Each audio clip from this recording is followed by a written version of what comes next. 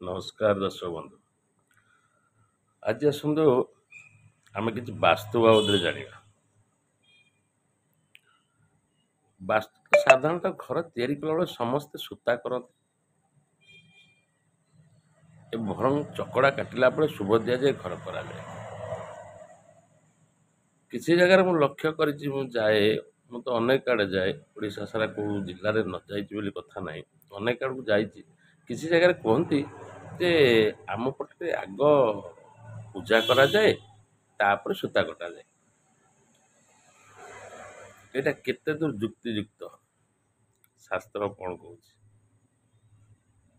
କିନ୍ତୁ ପ୍ରକୃତରେ ଶାସ୍ତ୍ର କହୁଛି ଆଗ ସୂତ୍ରପାତ କରାଯିବ, ଆଗ ସୂତା କଟାଯିବ। ଯେଉଁଟା ଆଗରୁ ଥିଲା ବାଣୀ କଟାଯାଏ, ସୂତା କଟାଯିବ, ତାପରେ ସେଇ ଚକଡ଼ା ଭିତରେ ଶୁଭ ଦେବା ପାଇଁ ସ୍ଥାନ ନିରୂପଣ କଲାଗଲା ପରେ ଯାଇ ଶୁଭ ଦିଆଯାଏ, ତାପରେ ଘର କାର୍ଯ୍ୟ ଆରମ୍ଭ କରାଯାଏ।